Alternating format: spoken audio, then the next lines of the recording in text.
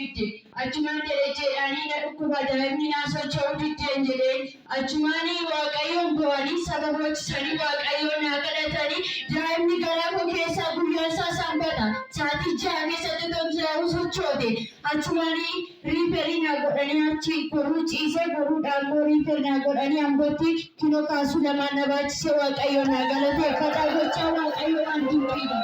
Siyaada marga keessa walitti buusaa waaqayyoon naa galateeffadhaa.